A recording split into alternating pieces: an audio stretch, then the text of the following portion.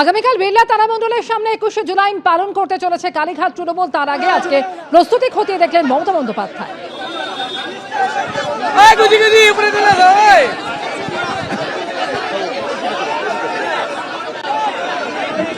কলকাতা হাইকোর্টের নির্দেশ মেনে আগামীকাল বিড়লা তারামণ্ডলের সামনে কালীঘাট তৃণমূল পালন করতে চলেছে 21শে জুলাই, এবং তার আগে ছবি এই মুহূর্তে দেখতে পাচ্ছেন। প্রস্তুতি খতিয়ে দেখতে সেখানে পৌঁছে গেলেন তৃণমূল নেত্রী মমতা বন্দ্যোপাধ্যায়। ক্যাথিড্রাল রোডের ছবি আপনারা দেখতে পাচ্ছেন। 21শে জুলাই শহীদ দিবস পালনের অনুমতি চেয়েছে কালীঘাট তৃণমূল। মঞ্চের প্রস্তুতি খতিয়ে দেখতে গেলেন দোলা সেন। কোর্টের রায় মেনে অনুষ্ঠান হচ্ছে বললেন দোলা সেন।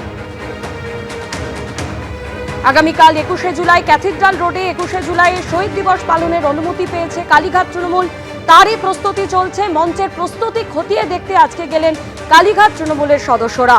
1993 সালের 21শে জুলাই মমতা বন্দ্যোপাধ্যায়ের ডাকে যে no I card no vote যে কর্মসূচি হয়েছিল, তাতে তৎকালীন সিপিএম পুলিশ যে হামলা হয়েছিল, প্রাণঘাতী হামলা, তাতে 13 জনের মৃত্যু, একটি বডি আইডেন্টিফাইড হয়নি।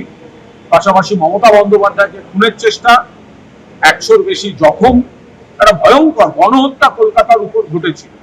ফলে সেটা সবাই দেখেছেন এবং খুব পরিকল্পিতভাবে সেদিনকে এই অ্যাটাকটা করা হয়েছিল। এটা ছিল রাজনৈতিক প্রতিহিংসা, রাজনৈতিক রাগ মেটানো। সেই কাজটা তৎকালীন সিপিএম এর যারা পুলিশ প্রশাসনের মাথায় ছিলেন, তারা এই কাজটি, এর পেছনে নেপথ্য কারিগর সব তারা ছিল। তখন আমাদের যুব কংগ্রেসের সভাপতি শুভেন্দু অধিকারী ছিলেন। ব্রিগেডে তার হাত থেকে 21শে জুলাই যুব কংগ্রেস বা যুব তৃণমূল কংগ্রেস করত, তার হাত থেকে মাইকটা কেড়ে নেওয়া হয়েছিল। সেটাও আমাদের আফসোস আছে। যেভাবে 21শে জুলাই শহীদ তর্পণ থেকে সেলিব্রেশনের পরিণত হয়েছে, সেটাও নিশ্চিতভাবে আমাদের মনের ভেতরে আপত্তি ছিল। হ্যাঁ, সাহস পাইনি, প্রতিবাদ করতে পারিনি। কলকাতা হাইকোর্টে অস্বস্তিতে কালীঘাট তৃণমূল।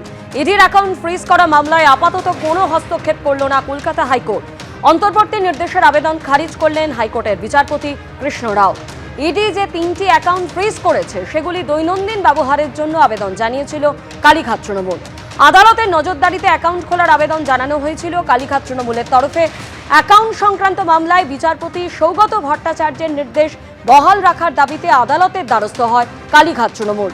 সেই আবেদনই খারিজ করল কলকাতা হাইকোর্ট।